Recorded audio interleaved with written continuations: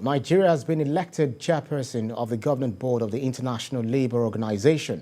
The election was held on June 16th at the ongoing 111th session of the ILO's conference in Geneva. Nigeria was elected to chair the apex leadership organ of the organization during the 111th ILO conference and will lead till June 2024.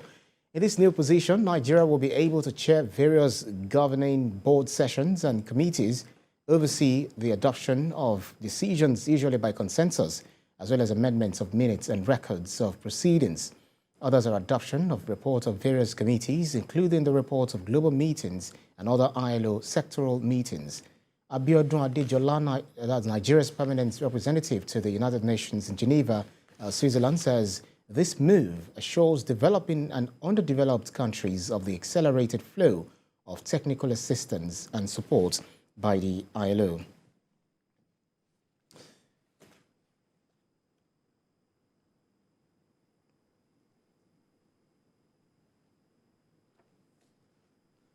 For more on the International Labour Organization's conference, TVC News senior correspondent Sharon Ejason joins me from Geneva, Switzerland.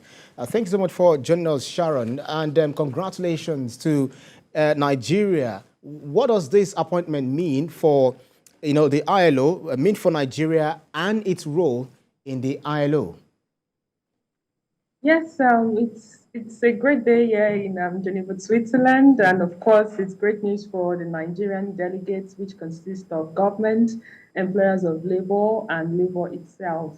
Of course, Nigeria being the chairperson of the governing body means a lot to Nigeria as a country, Africa, and the world in general. Because with this position, it means that there is more influence whenever there is opportunities. Of course, apart from giving developing and underdeveloping countries support, Nigeria also would definitely be top priority.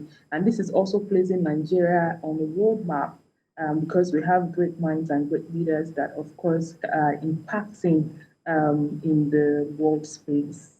So it's a great news. Of course, there's a lot of things that the working people can actually do for the world.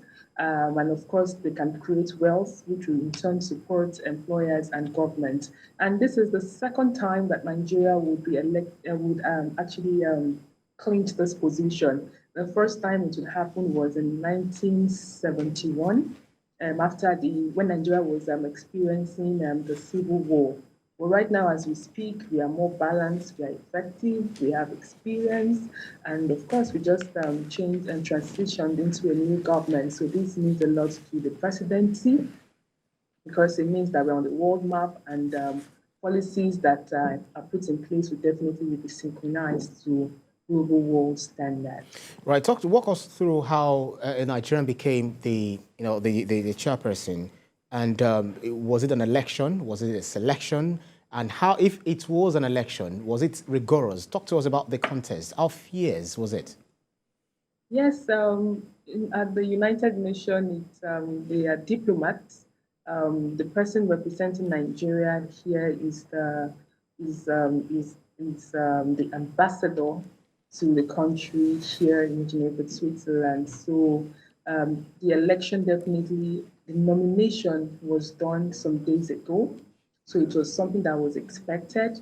It was just only ratified today, and by tomorrow, the representative from Nigeria will chair the meeting for the first time at about 9 a.m. Geneva, Switzerland time, which will be 8 a.m. Nigerian time. It will be the first time we'll be addressing the 187 member countries.